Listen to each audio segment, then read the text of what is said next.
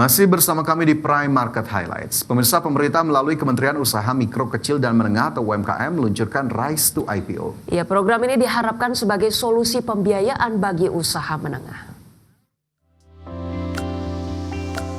Kementerian Usaha Mikro Kecil dan Menengah atau UMKM meluncurkan program Rise to IPO sebagai solusi pembiayaan alternatif bagi usaha menengah. Menteri UMKM Maman Abdurrahman menyebutkan salah satu tantangan terbesar yang dihadapi pengusaha menengah di Indonesia bukan hanya soal permodalan, tetapi juga akses terhadap skema pendanaan jangka panjang yang sesuai kebutuhan dan berkelanjutan. Dengan hadirnya program Rise to IPO atau dengan mencatatkan perusahaan ke pasar modal, diharapkan menjadi alternatif pembiayaan pengusaha menengah untuk naik kelas atau dengan kata lain, dari perusahaan tertutup menjadi perusahaan terbuka sehingga lebih transparan dan kompetitif. Menteri UMKM menambahkan, program Rise to IPO ini diharapkan meningkatkan awareness dan literasi tentang pasar modal, memberikan strategi pendampingan teknis dan konkret, serta membuka kesempatan bagi peserta yang lolos kurasi untuk mengikuti program IDX Inkubator. Salah satu kemanfaatan yang paling utama tentunya dengan usaha-usaha menengah ini bisa masuk dan melantai di pasar bursa, ada dua hal ya.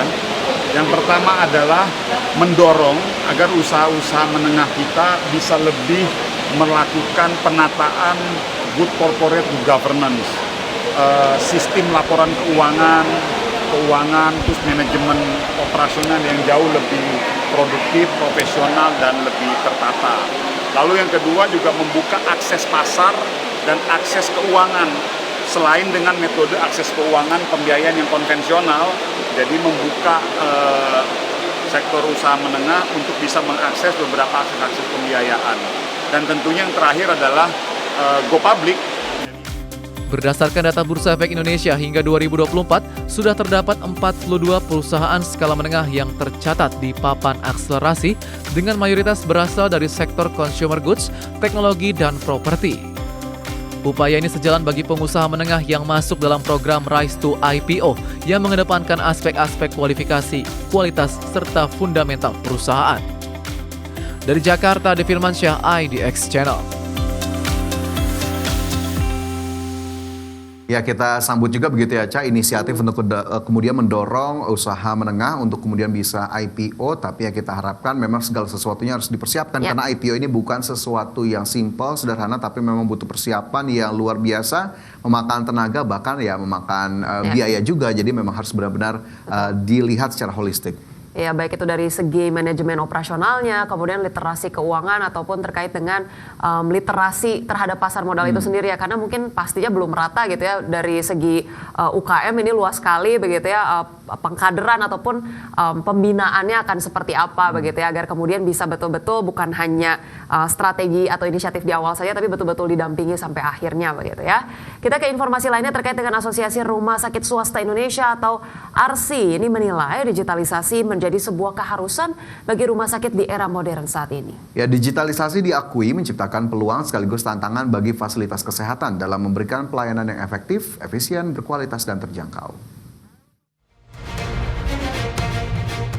Asosiasi Rumah Sakit Swasta Indonesia atau ARSSI menilai digitalisasi menjadi sebuah keharusan bagi rumah sakit di era modern saat ini.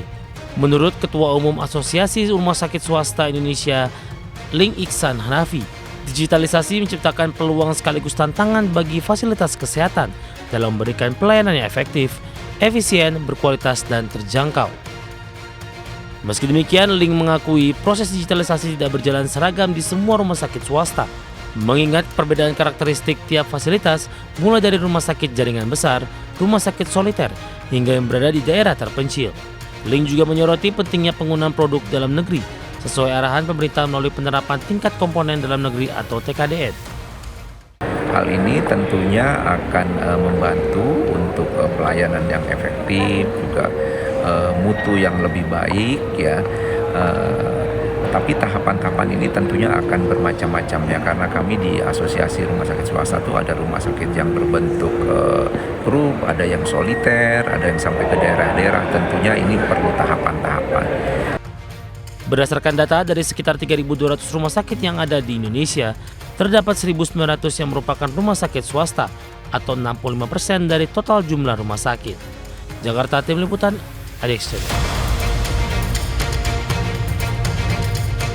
Pemirsa, perusahaan asal Malaysia sukses menggayat penghargaan IDX Channel ESG Awards 2025. Di mana melalui bisnis utama dalam perdagangan karbon kredit membawa perusahaan negeri jiran ini menjadi yang pertama mendapatkan penghargaan di Indonesia.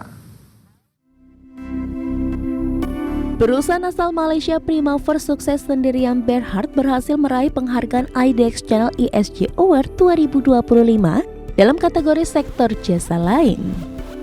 Penghargaan ini diterima langsung oleh Direktur Utama Primafor Yang Mulia Raja Muzaffar Idrisyah di Bursa Efek Indonesia.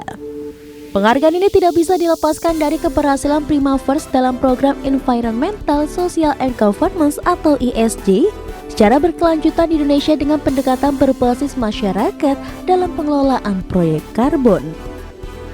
Menurut Direktur Bisnis Development Primafor sukses sendirian Berhad Mohafiz bin Mohjamil, Primafor juga melakukan sejumlah langkah mulai dari reforestasi menggunakan spesies lokal yang sesuai dengan ekosistem, pengelolaan pembibitan pohon, hingga pemantauan penyerapan karbon dengan sistem digital.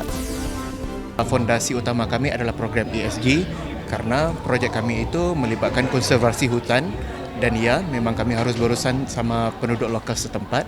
Ya, kami juga banyak mengadakan program-program sama lokal setempat dari segi pendidikan dan juga pembangunan sosial. Sementara di sektor sosial, perusahaan melibatkan masyarakat dalam seluruh aspek pekerjaan mulai dari monitoring wilayah, penanaman pohon, dan pengelolaan nursery. Sementara untuk tata kelola dilakukan dengan penerapan teknologi berbasis aplikasi mobile untuk pelaporan harian hingga blockchain untuk transparansi hasil. Dari Jakarta, Ade Firmansyah, IDX Channel.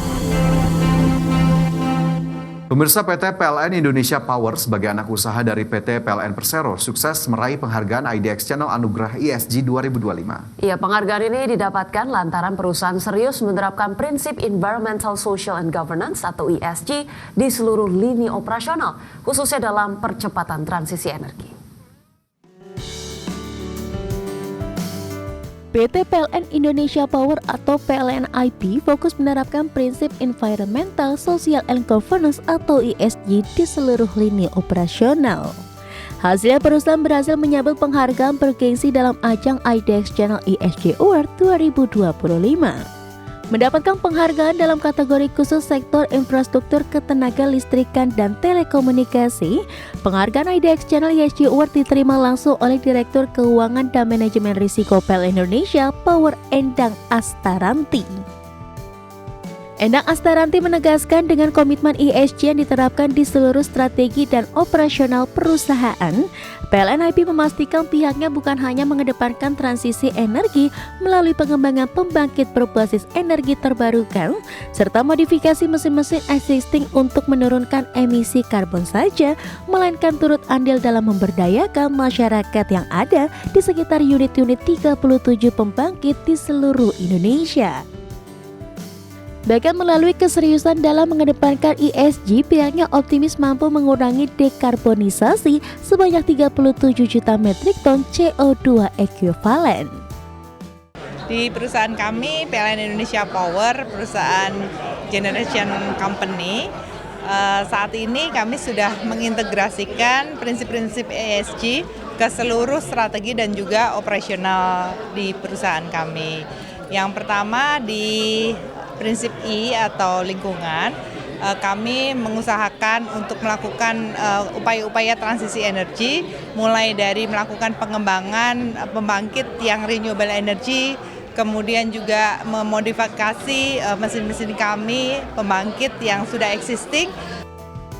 Endang menambahkan dalam peningkatan pembangkit ramah lingkungan atau PLN Renewable Energy, pihaknya optimis mampu membangun pembangkit renewable energy mencapai 14 gigawatt hingga 2030 mendatang.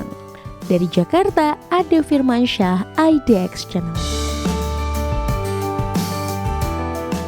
Pemirsa, Hamas menyatakan bersedia untuk melepaskan 10 sandera sebagai bagian dari upaya gencatan senjata di Gaza. Ya, pemirsa, informasi yang kami hadirkan usai jeda berikut ini, tetaplah bersama kami.